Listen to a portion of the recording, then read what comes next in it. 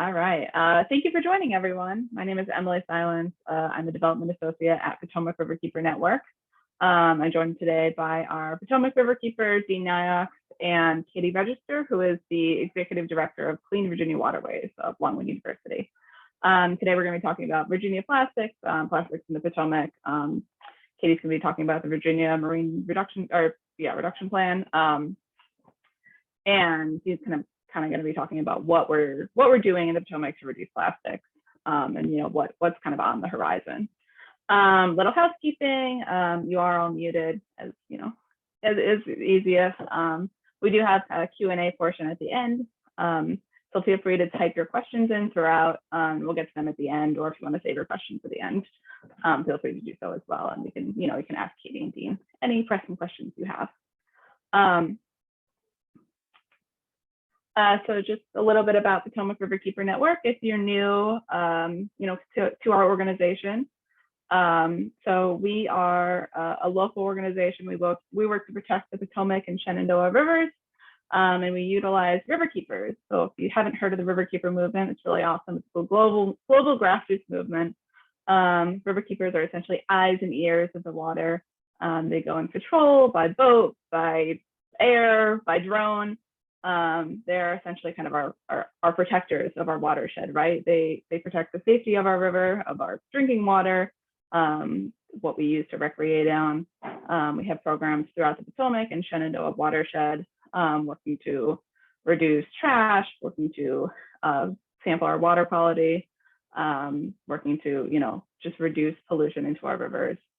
And one of the things we feel most important about is our litigation, actually, which is really exciting, that we go after the polluters. So one of the strong tenets of a riverkeeper organization is that you have to be willing to fight as far as you can go in order to protect your waterways, because we want a clean Potomac and Shenandoah River, and that's what matters most to us.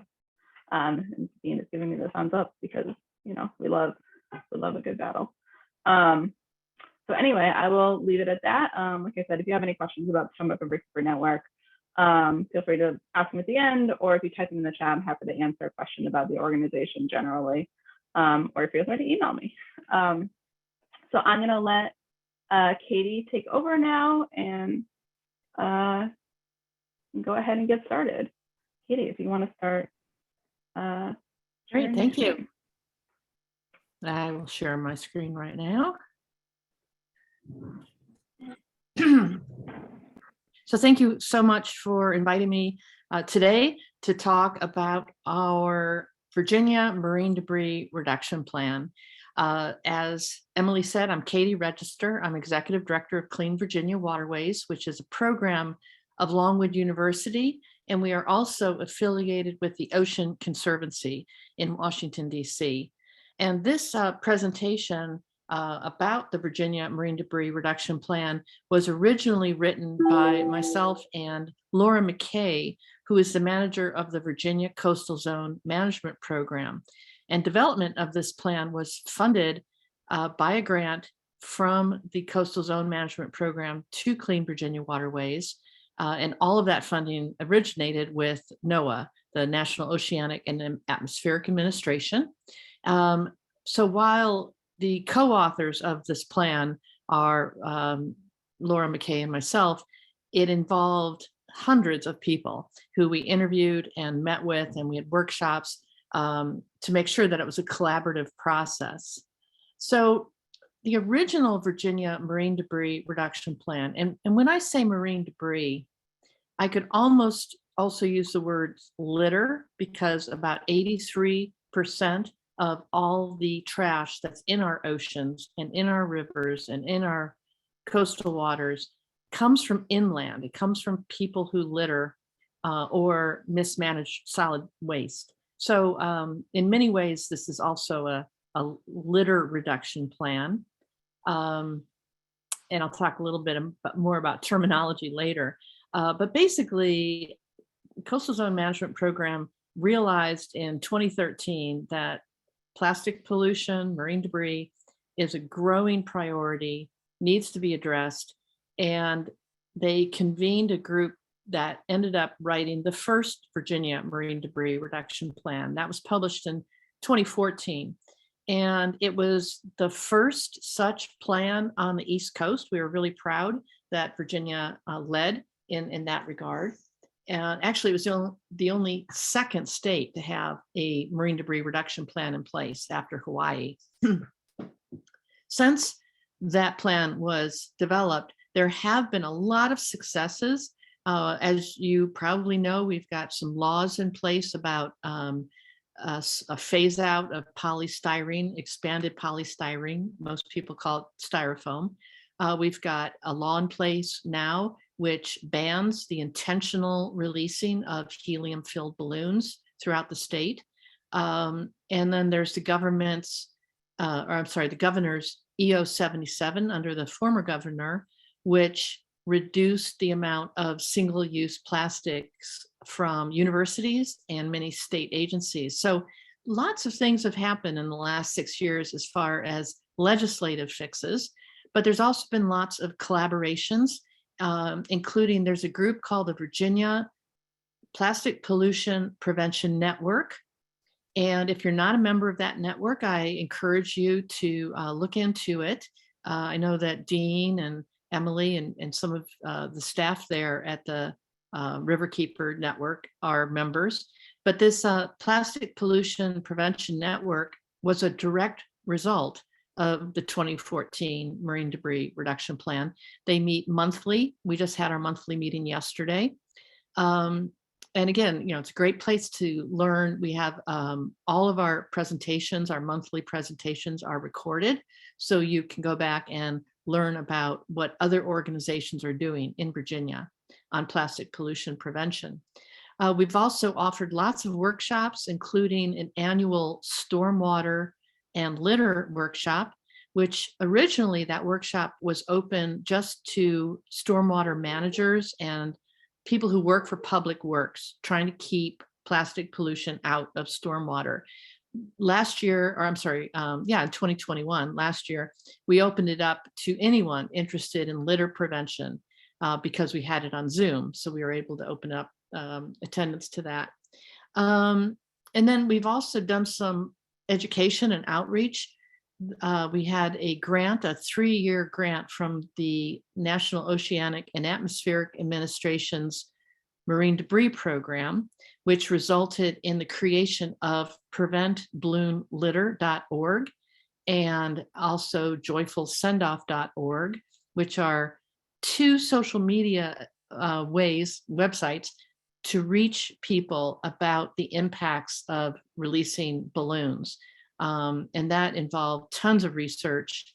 I'd love to talk about that in more detail, perhaps at a future meeting.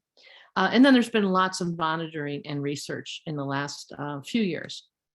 But now I want to focus in the future, focus on the current Virginia Marine Debris Reduction Plan, which was published late in 2021. And the goal of this plan is a 5-year vision that will lead us to better understand, better prevent, and better mitigate litter and marine debris from 4 different categories. So we put all of the debris that we're worried about into 4 categories. The biggest category, goal number 1, is to reduce litter and marine debris from consumer debris. By consumer debris, I mean everything we eat, we drink, we smoke, the plastic bags we put our things in. So consumer debris, and there was a study that Clean Virginia Waterways did along with the Virginia Aquarium. For 4 years and 4 months, we monthly went to 4 different beach sites: Chickatee, Back Bay, National Wildlife Refuge, Fisherman Wildlife Refuge, and Grand Haven. And we monthly did a very scientific protocol to monitor debris. And we found out that over 80% of all the debris found on those 4 beaches was made out of plastic. And by far, the biggest category of debris came from what we eat and what we drink: bottles, bottle caps, cans, plastic bags, food wrappers, So this is a big, big category. And as you see, we've got 22 actions. So overall, this whole plan has 60 actions, and 22 of them are focused on consumer debris. And I'll talk a little bit more about that in a second. But I wanted to also tell you the other 3 major goals. The second major goal is derelict fishing gear. And by fishing gear, we mean crab pots, whelk pots, fishing line, nets, basically anything used to catch fish. This photo was taken by the Virginia Aquarium.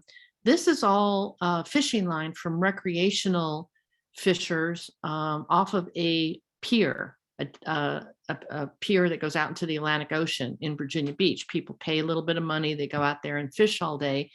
And this is the gear that ended up snagged on the supports, the big wooden supports for the pier.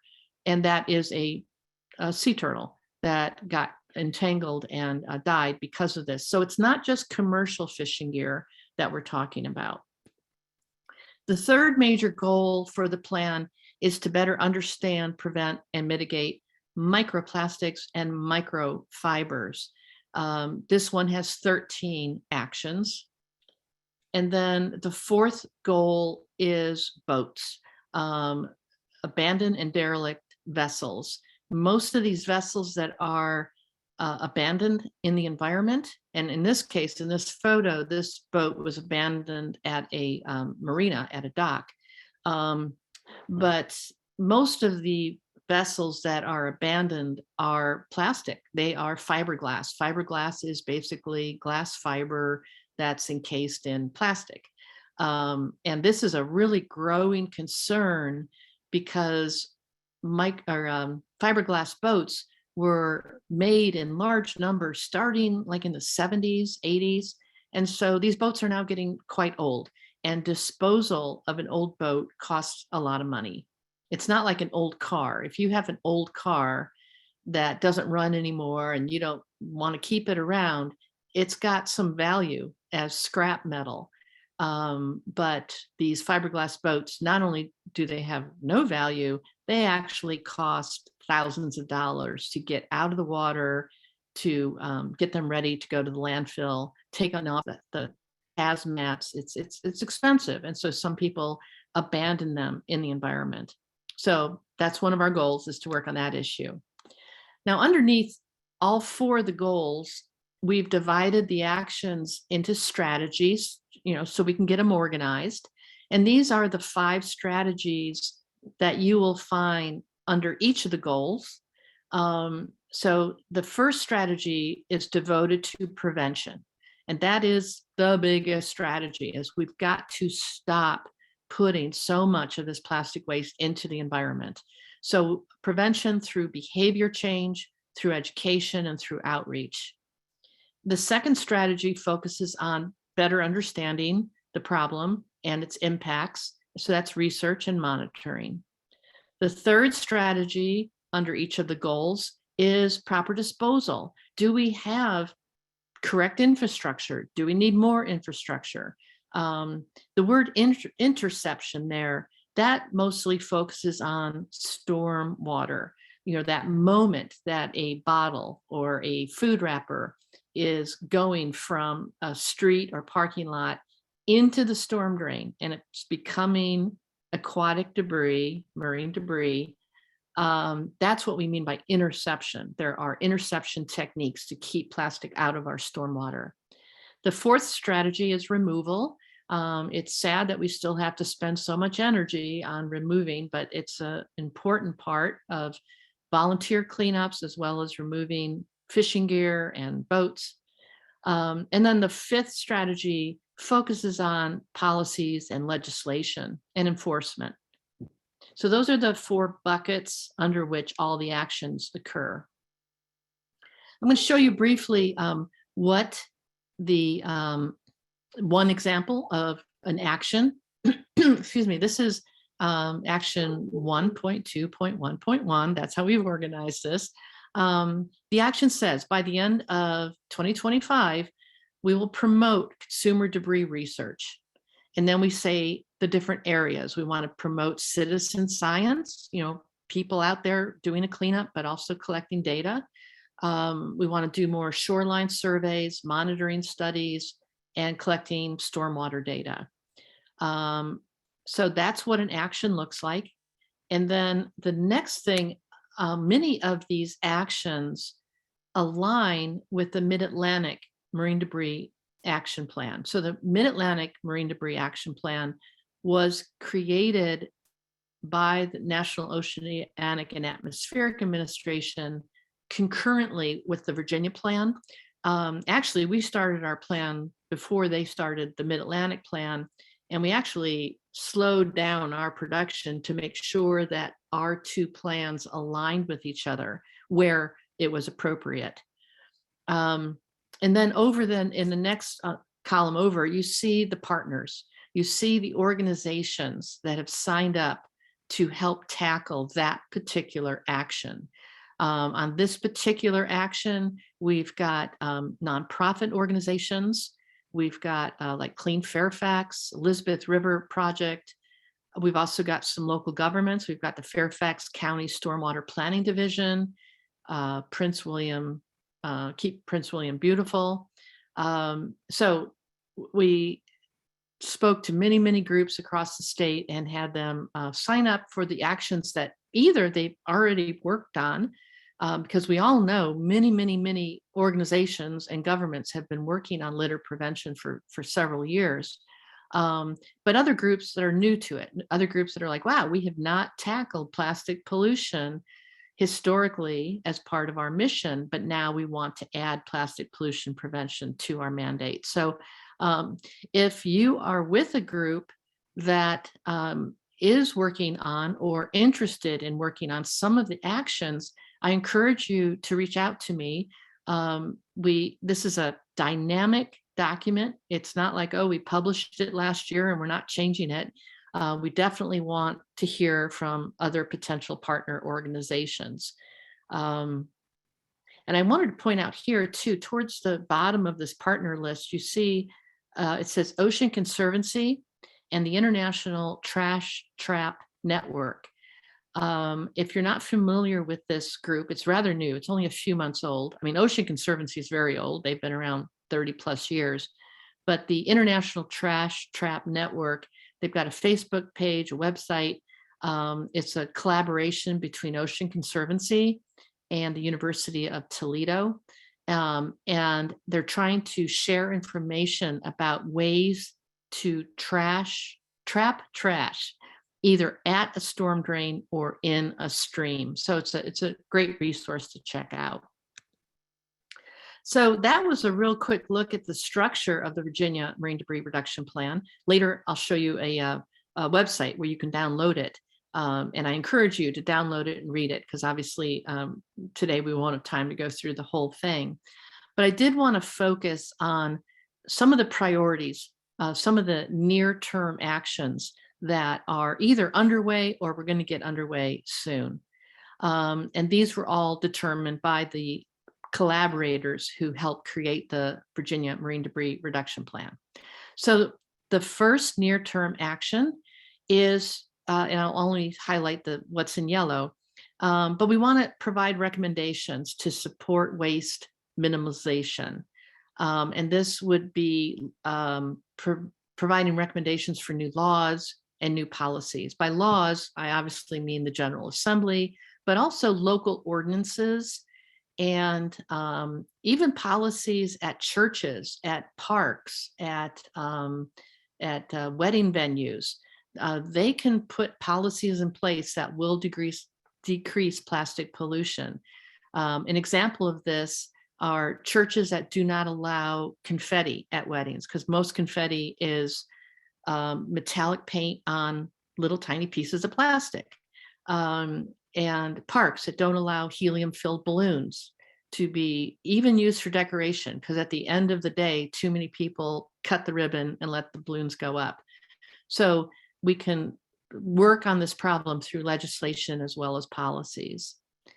The second near-term action is to facilitate implementation of Virginia's new laws and policies. This can be done by raising public awareness, working with vendors, and taking other steps to help people comply with the new laws. We do have a website that's devoted to helping communities if they're considering putting a 5-cent fee on plastic bags.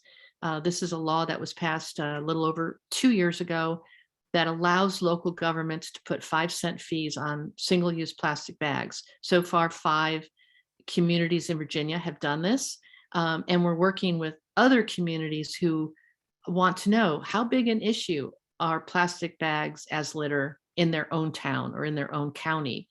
Luckily, Clean Virginia Waterways has over 25 years of data about litter because our volunteers have collected data for us for all those years. So at any rate, that's one of the near-term actions, is to help communities with that, putting the fee on plastic bags.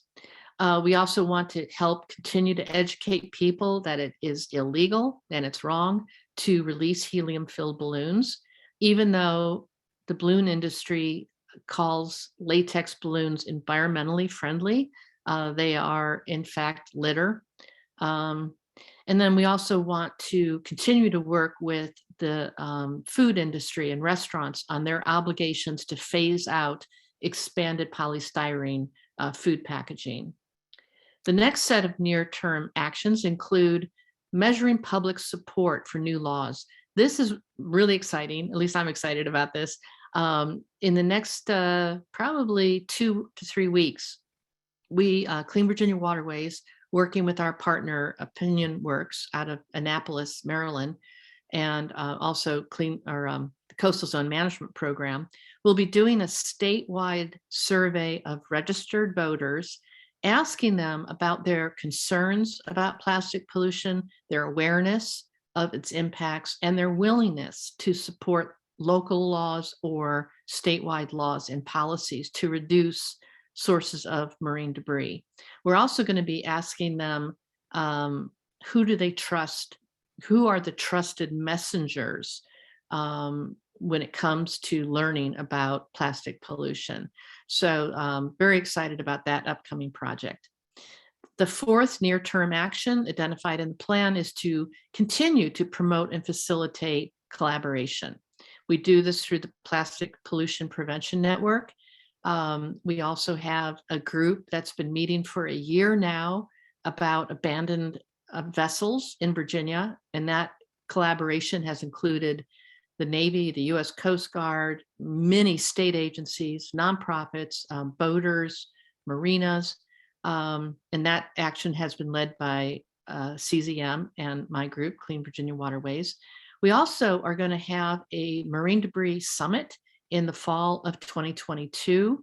Right now, we're hoping that will be in person. It will probably be late September at the Virginia Aquarium in Virginia Beach. We might make it a hybrid so that people can also join us via Zoom, but keep your eyes open for announcements about that. Other near-term actions include provide financial support for pilot programs.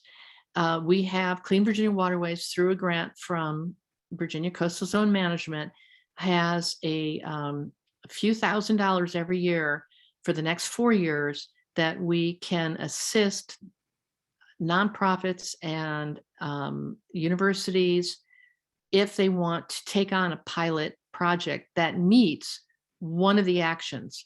So when you download the Marine Debris Reduction Plan, take a look at the actions, and if your organization or school is interested in doing a pilot program that would lead to something that we could do statewide to reduce plastic pollution, please reach out to me, and we can talk about possible funding for those pilot programs. The sixth near-term action is about derelict clam nets. Now, this is an issue, obviously, in the coastal portion of Virginia. Plastic clam nets that look a lot like the nets people put on blueberry bushes to keep birds away. But these nets keep the baby clams safe from predators.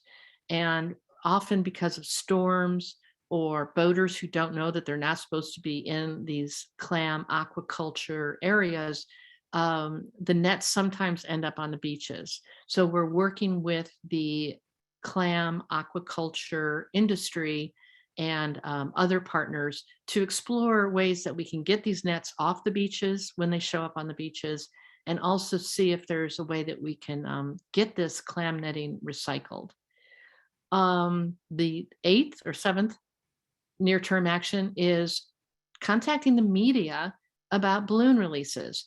Our research that we did taught us that some people organize balloon releases simply to get the media to show up to cover their event. So if you're doing a fundraiser or a memorial service or some kind of awareness event and you want the media to show up, you might think, well, let's release balloons. Of course, it's illegal to release balloons intentionally. Many people still don't know that. The media still need to be informed about that. And actually, there's a work group right now. We had a meeting yesterday to come up with a strategy to reach out to newspapers and TV stations and ask them to stop covering balloon releases, because our fear is it makes it look okay. It makes it look like it's normal behavior. And then the last near-term actions in the Virginia Marine Debris Reduction Plan are we're looking at a campaign to reduce the use of single-use water bottles at beaches and other places where tourists come together. We're working with some partners in the Mid-Atlantic. Our Mid-Atlantic partners include New Jersey, New York, Maryland, Delaware, and Washington, D.C. And we're writing a grant proposal. And if we win the money, then we will be supplying water refill stations at beaches throughout the Mid-Atlantic and encouraging people, bring your own bottle. Because studies show one of the reasons people depend on single-use plastic water bottles is they're not sure if they're going to be able to refill their refillable bottles. So we're trying to provide more infrastructure so that people can use their reusable bottles even when they're at the beach. And then the 9th near-term action, we're going to continue with the abandoned and derelict vessel work group. In fact, our policy recommendations should be released on February 1st of this year. And then monitoring. We need to continue long-term tracking of the problems with litter and marine debris. And it will help us do an assessment of how successful some of these new laws and these new policies will be by doing this monitoring. So if you are interested in getting involved in some of those near-term actions through either the Potomac Riverkeeper Network or some other organization that you're aware of, I encourage you to do so. So we will be tracking progress on this plan. We're asking all of our partners to keep track of the projects they're doing, and also to think in terms of how to measure success. Measuring success through before and after litter surveys, perhaps, or measuring success based on the number of people who pledge to take an action. And we will be doing semi-annual meetings with our partners to help us understand what they've accomplished in the previous 6 months and help us track success of the Virginia Marine Debris Reduction Plan. I also wanted to reiterate that our Virginia plan aligns with the Mid-Atlantic Marine Debris Action Plan, and there's the cover of that plan. You can download the Mid-Atlantic plan if you're interested from the NOAA Marine Debris Program, and their vision and their mission align with the vision and mission that we have in Virginia to reduce marine debris and to strengthen partnerships. And it's going to be a challenge. I actually have another presentation where I talk entirely about the sources of plastic pollution, the impacts that it has on human health and wildlife and habitats. And then also we go into solutions. And today I didn't talk about those things, but to suffice to say, we have a big challenge coming up. We are producing, as a society, more and more plastic waste every year. This chart shows that business as usual, we're going to be doubling the amount of plastic waste production in the next few decades. And as you see, this chart shows plastic waste. Actual plastic production is even higher. The difference is plastic waste are things that are used once for minutes and then will last hundreds of years as waste. Some plastic production, though, is not used once. Like if you have a plastic table top, that is durable, that is not single use. So actual production of plastic is higher than this chart shows. Most of this is used once and thrown out forever. Our dependency on fracked gas is actually making the production of new plastic less expensive than using recycled. And so companies that maybe did use recycled plastics in the past find that virgin plastics are less expensive. And that's part of the challenge we face. So I believe, and most people I work with believe, that we cannot recycle our way out of this.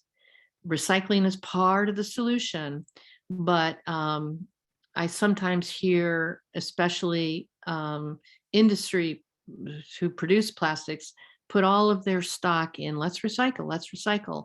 We need to do that, of course, but what we need to do is turn off the faucet.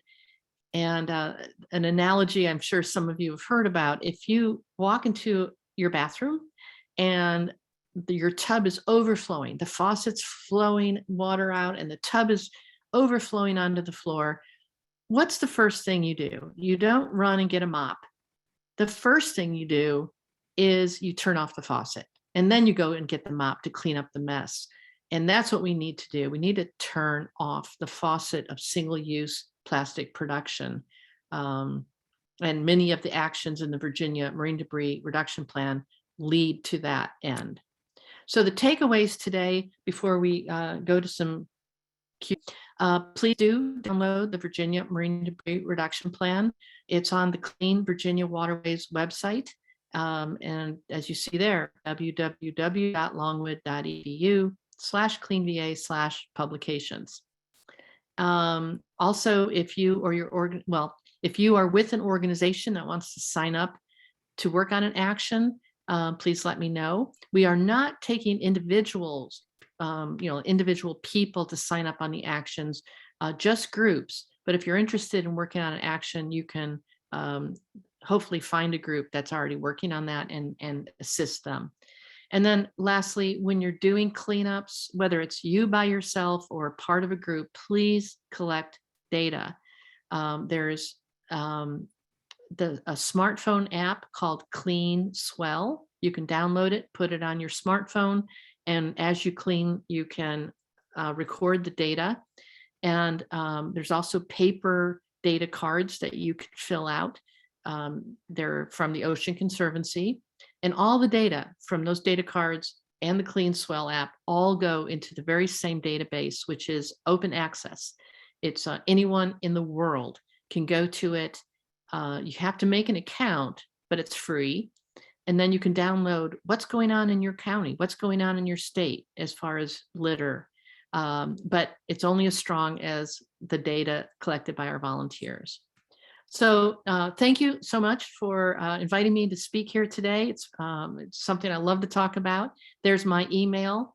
And there is the website for the Virginia Plastic Pollution Prevention Network, if you're interested in joining that.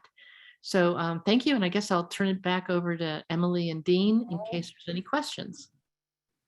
Yeah, let's have Dean talk a little bit just about what PRKM is doing, and then we'll move on to a few questions. All right, great. That was great. Very interesting. Great. I definitely would. I'm trying to share that. Okay. Great job, Katie. Hello, everybody. I greatly appreciate it. I'm trying to start this from the beginning, but this thing blocks me out here from starting my slideshow. Oh my You God. go to slideshow. I think that top is the slideshow. I think if you Yeah, but this Zoom bar. or if you that I literally, button up there. hold on. You can grab the Zoom bar and move it to a different part of your screen. Okay. All right. Thank you. Anyway, thank you for joining us, everybody. Great job. Katie, you got a bunch of questions in the chat, so I hope you'll jump on those. Emily did a really good job of kind of conveying the work that we do. This is our mission statement. I'm going to skim through a lot of this. Some of you have probably seen some of this. We do protect and defend the Potomac River. We leverage about $2 million a year in pro bono legal service. So I'm interested in hearing from Katie about types of enforcement actions maybe our organization can take, because that's a big part of the work that we do to really eliminate sources of pollution to the Potomac River. And we do our own investigations. This is from the Morgantown coal-fired power plant. We help strengthen the permit to eliminate all these toxic metals to the river. We activate citizens on very important clean water issues. This was about coal ash. I almost took this out of my slide, but we have an important coal ash hearing on Thursday. I hadn't worked on coal ash for about a year, but it's back again. And this is the type of work that we do. I've been working now 7 years on this issue. And once we take on an issue, we don't go away from it. And that's, and we work on addressing a variety. We file criminal complaints like we did, forcing Dominion to plead guilty to dumping 27.5 million gallons of toxic ash water into the Potomac River. It took 5 years, but we finally, made that happen. Most importantly, cleaning up 28 million tons of toxic coal ash that is no longer leaching into the Potomac River or the James River or other rivers around the state of Virginia. Addressing combined sewer systems, forcing Alexandria to fix their CSO. We're dealing with DCs. Again, fixing these CSOs are eliminating lots of trash to the river. So this is a really important way to deal with plastic pollution in our waterways, at least where we have combined sewer systems. We have a community science water quality monitoring program. We now sample 60 river miles with 70 volunteers at 24 locations and growing. We're becoming kind of a voice for clean water. People are checking into Swim Guide to find out when it's safe to go in the river, when it's safe to swim, when it's not. We post results from our water quality monitoring every single week. So we have a variety of ways. We started this rapid response team to go out and find other sources of pollution using our Tier 3 certified lab to go after sewage spills and things like that. So these are all the things that we do as an organization. We have paddle trips, just finding ways to get people engaged in the work that we're doing. I've been a riverkeeper now 20 years. And I will say, I just basically going down, this is right near my boat slip at James Creek Marina. I just really couldn't walk by this anymore and not do anything about it. That's pretty much the point I've come to in my life. And my position as Potomac Riverkeeper is that something must be done. The challenge is for us is that, this is a multi-jurisdictional river. It's a Maryland river technically, but it borders Virginia. A lot of trash is coming out of Virginia for US 1 and I-95. And then we have DC. We have multiple governments. It's really hard to get anything moving and very challenging, but we just started doing a lot more with river cleanups, as Katie mentioned, reduction, cleaning up is really important. This was Oxen Cove last January. And, basically the one number I want you to pop out is the 20,000 plastic bottles we pulled from a single cleanup in Oxen Cove. We're doing a big Earth Day cleanup this year back at Oxen Cove. But it was just alarming. There was places where you were walking in shin deep piles of plastic bottles that had been there for decades. And, I think it's important to realize that every piece of plastic that's been produced since the 1950s still exists. And it's getting worse, as Katie mentioned. And so after 20 years as a riverkeeper, I've organized hundreds of cleanups. And it's easy to get frustrated with this, but I realized we still have a long way to go and this problem is getting worse. So what we've started doing is organizing cleanups in various places. I call it building community around clean water, right? We're working within the community. In 2019, we had less than 50 volunteers. 2020, 250. Last year, we had 900 volunteers. It was absolutely amazing, the amount of interest. And so we're doing this in Alexandria, where we do water quality monitoring. We're doing river cleanups. We fixed, Alexandria's combined sewer systems. We have our lab over in National Harbor.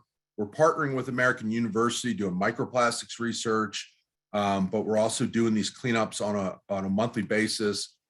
And I think, Katie mentioned it, but I really want to emphasize it because, like I said, I've been a riverkeeper for 20 years, and every time I go to a cleanup, people are always like, I can't believe people are throwing trash in the river. And I think what people really need to understand is that a lot of this trash is coming from storm drains that connect to a small tributary that then flows into a larger tributary that flows into the Potomac River and eventually makes its way into the Chesapeake Bay or the Atlantic Ocean.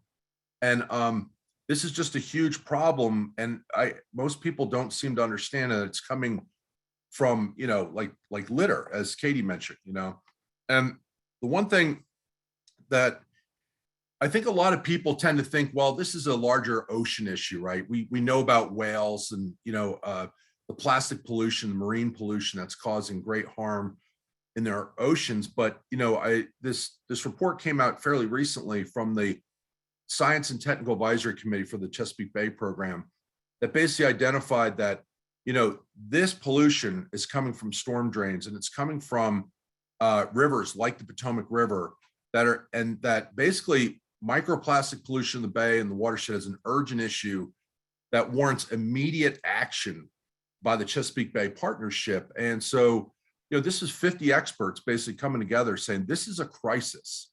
And I have to tell you, after working 30 years in the environmental field, it really wasn't until I started watching the story of plastics and seeing the more pollution in our waterways that I started to realize this is a crisis. So I guess I understand that there's a lot of people that still don't understand where this is coming from, stormwater pollution, and why this is such a crisis. But if you get a chance, watch the story of plastics because it shows the entire life cycle of plastic pollution and all its connections to the environment and things like climate change, right? We don't really talk a lot about that. But the reason I say it's a crisis is because 2018, China basically said, we're not taking your recycling anymore, United States. And so without even realizing it, there's this kind of slow buildup that's happening in our landfills. And I don't think most lawmakers and policymakers are understanding that we're headed toward a crisis. We really don't have solution. As Katie said, there is no recycling our way out of this problem, right? And the one thing I really wanted to point out, and this frustrates me to no end, I worked in the early 90s on some of the very first recycling bills. And so I was very proud of that work. And what I realized basically is I was duped. They've had 30 years to fix this problem, and less than 9% of single-use plastics are recycled and only usually recycled once. 12% are burned. So we're talking about incineration, climate change. This is direct climbs to the, climate change, and the gas and oil industry are really leading the charge on this. If you go into your supermarket, and this is one thing I've really started to notice, you'll start seeing, like, I love Hellmann's mayonnaise. Hellmann's mayonnaise is no longer in a glass jar, it's in a plastic jar. We're starting to see this increase in more plastic production at a time when we must absolutely start curbing the amount of plastics that we're creating.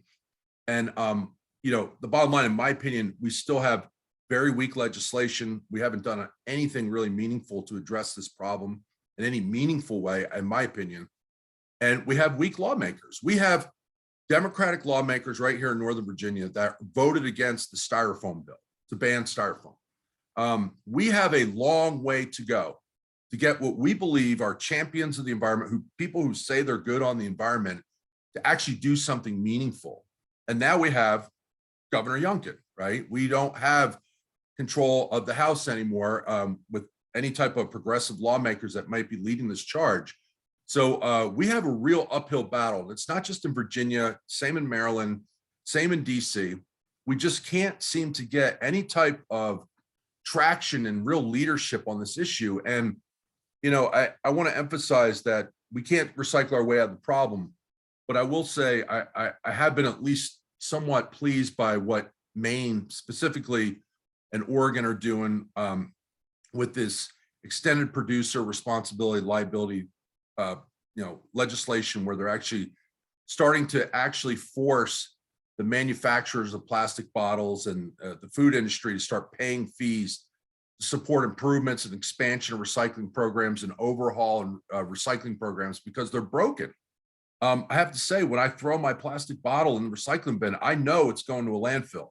We're not really recycling anymore in any meaningful way. I know aluminum and some things are still being recycled, but a lot of plastics, things like that, I know is an absolute, in terms of recycling, has been a failure. And so this is why I'm kind of emphasize that, in my opinion, this has kind of come to a crisis. And I don't know why my thing just suddenly froze up here, but I'm pretty much, done. I do want to just emphasize that we have to start somewhere. And one of the things that Serena, our outreach coordinator, and I have started doing is starting to work with younger people and organizing youth on this issue. There's the Plastic Waste Prevention Advisory Council that was formed in the state of Virginia. And by the end of this year, they're going to meet 6 times this year.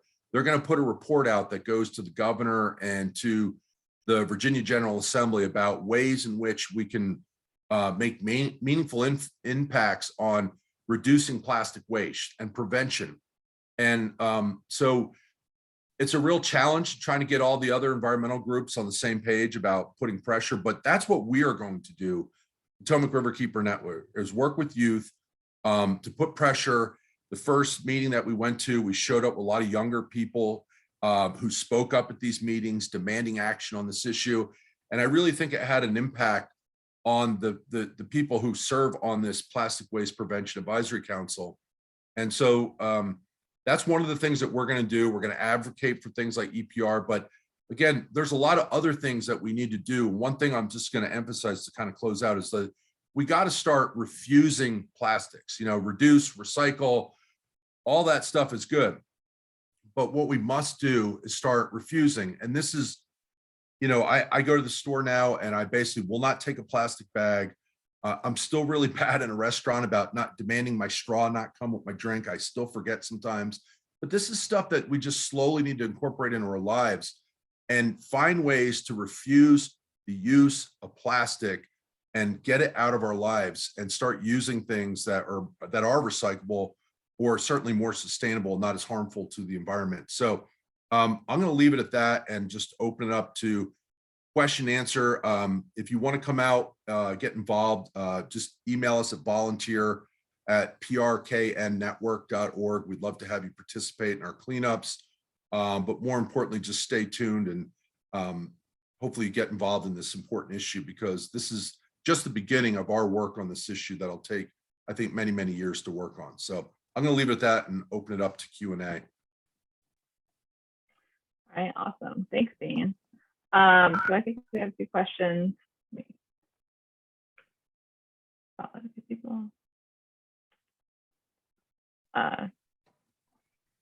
So I think, Katie, there was a few questions for you, so let me read them out. Let me go back to the eating. Okay, so does prevention include addressing the production side of the equation? Producers of plastic products need to give consumers alternative choices to recycling. Yeah, thank you. Sorry, I had trouble getting back into Zoom. I could hear you.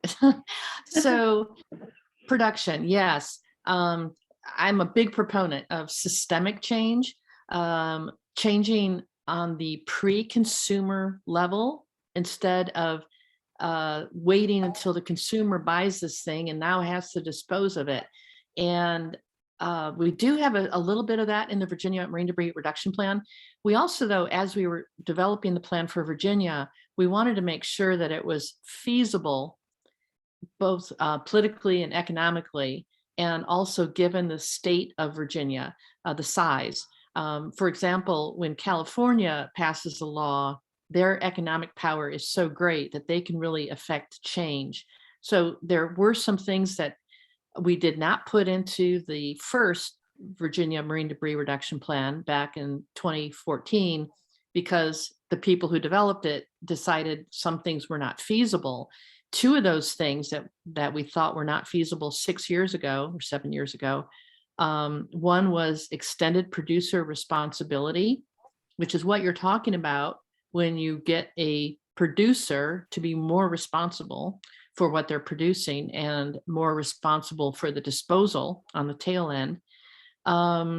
And bottle bills where you pay a deposit when you purchase a drink and then you get the deposit back. Those two proven techniques to reduce plastic pollution were considered not feasible 7 years ago, but they're both in the current plan. So I think that we recognize that there is growing awareness. Certainly some companies are starting to get it. And I'll just give you a real brief example. I think it's Hasbro that makes Nerf guns, those plastic, they don't call them guns, but they're plastic toys that shoot out little projectiles of foam. And when you used to buy one of those, they came in a plastic tray in a cardboard box, wrapped with plastic around it. And then all of the pieces were held in the plastic tray with plastic covered wire. And a few years ago, the company got rid of the plastic ties. They got rid of the plastic tray. Now, when you buy one of their toys, it's all cardboard, no plastic. I'm not sure if it's for every single product, but that's just an example of how one company made a pre-consumer change that reduces plastic pollution. So yes, I'm a big proponent of that. Extended producer responsibility, EPR. It's a mouthful. Some people think it could have been named something better, but there are 3 EPR bills right now being considered in the Virginia House of Delegates and Senate. So if you're interested, do your research and contact your delegates and senators and tell them you support EPR, extended producer responsibility. Yeah, so going in kind of the other direction of post-consumer responsibility, I guess.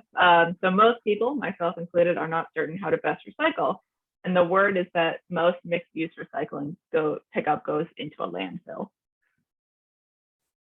Yeah, I guess that refers to the lack of recycling infrastructure that we have in the state of Virginia and that we have in the United States of America. For too long, we depended on shipping our waste mostly to China.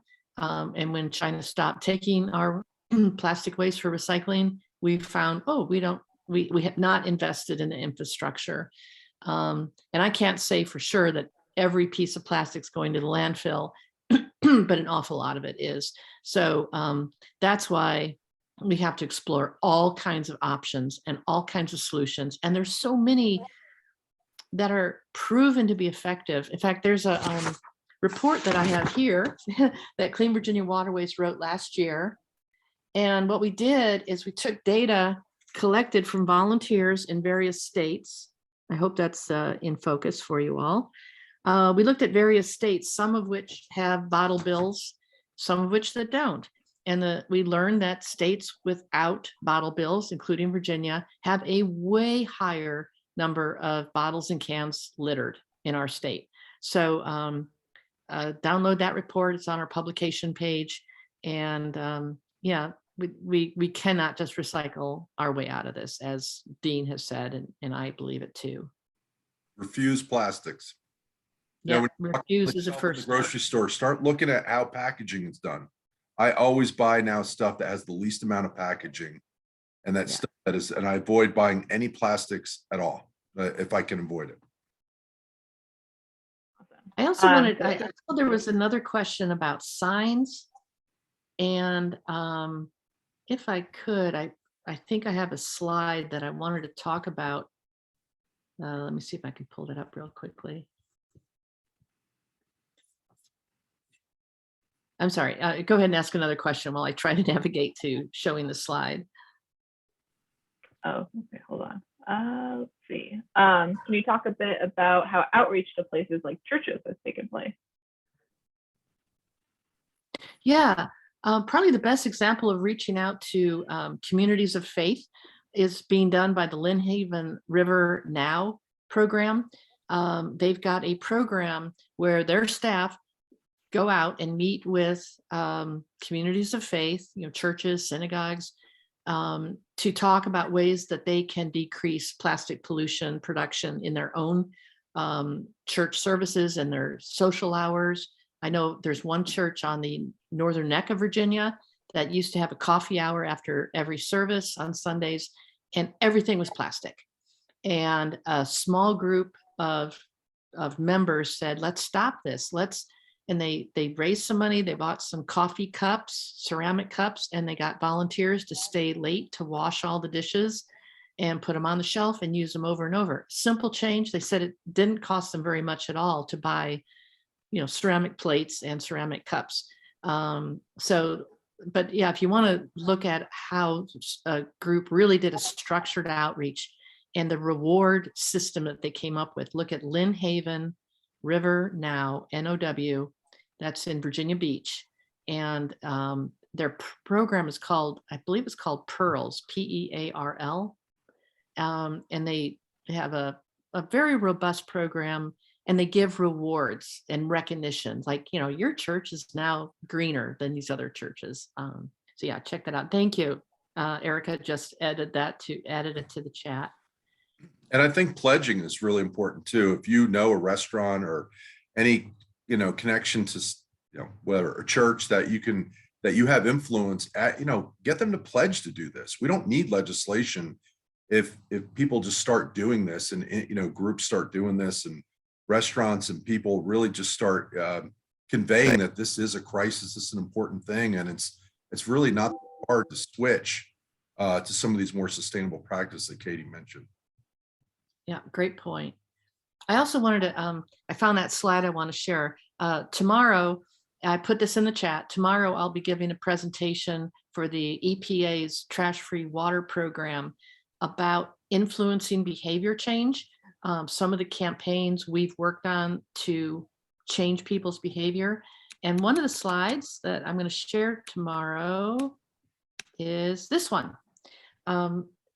This is about stages of behavior, because somebody wrote about putting up signs, and signs are definitely part of the first two rungs of behavior change. First, people have to become aware that there's an issue, and they have to have knowledge about alternatives. So putting up signs in the appropriate places, definitely part of behavior change, but you never get behavior change just with awareness, or it's rare. There are some people who go, oh my gosh, now I realize what I've been doing. I won't do it anymore. But those people are rare. Mostly behavior change takes many more steps. But at any rate, you can join us tomorrow for the EPA presentation. And again, check the chat box for how to sign up for that. It's free. And they also record their presentation. So you can check out Trash Free Waters program at EPA if you can't join us tomorrow. So thank you for letting me share that real quickly.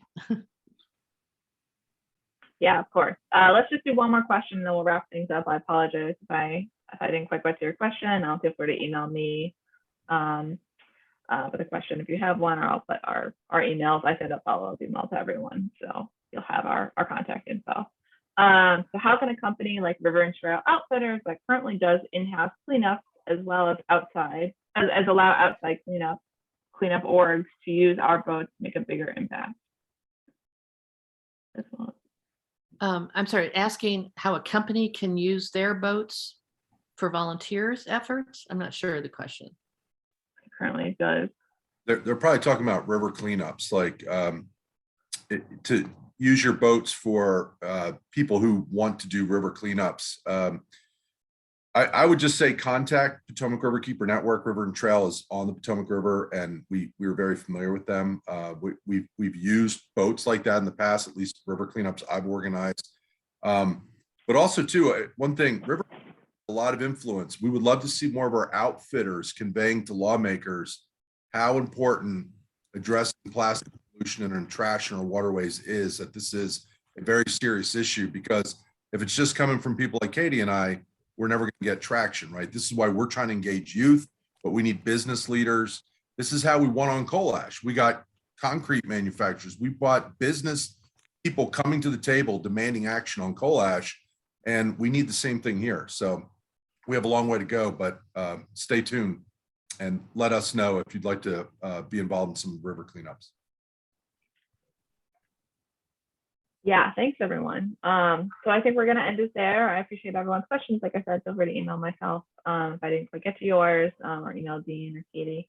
We really enjoyed the discussion. I hope everyone took away something. Feel free to check out Potomac Riverkeeper Network or Clean Virginia Waterways. We're always looking for help and support, both volunteering and obviously donations. We can't do it alone. We're only a staff of 11, so we definitely need our community support in order to continue to do the important work that we do. So thank you, Dean or Katie. Any last words? I No, just but wanted to thank thank Katie for coming, and I really appreciate that. Very, lot of good information there. Thank you all for joining us today. I know you have busy lives too, so thank you. Thank you all. Bye-bye. Bye, everyone.